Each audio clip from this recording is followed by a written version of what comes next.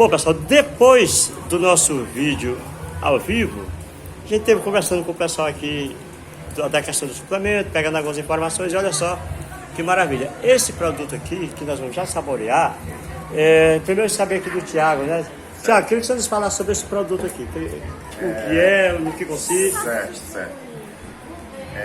Pessoal, a gente aqui na casa, aqui na loja, além da gente vender o produto dessa forma aqui, também a gente tem a opção de fazer o shake. Às vezes você está na correria do dia a dia, não tem tempo de ir em casa para fazer uma refeição, e a gente tem essa opção aqui, que é um shake proteico com guaraná da Amazônia, que consiste em amendoim, castanha do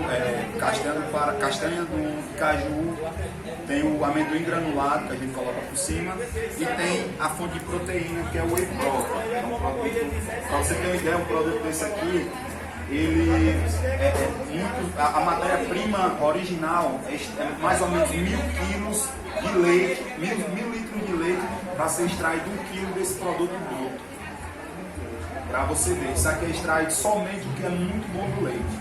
Aqui é o que é o bom do leite. O bom do leite é extraído somente num produto desse.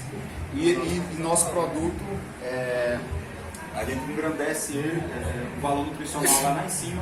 Por conta desse produto, a gente coloca a banana também, que é uma fonte de carboidrato. Não usamos açúcar, nenhuma fonte de açúcar. Tudo bem natural. A gente tenta fazer o mais natural possível, porque como o nosso segmento é o fitness, né? É interessante que não tenha nada que venha a trazer malefício à saúde. E como é para as pessoas que vivem correndo muito no dia a dia, eu acho que eu não preciso dizer que tem tudo a ver com o JC 24 horas, né? Que corre mais do que um condenado. Além do mais, pessoal, bom demais, saboroso, né? São servidos? Podem vir que tem.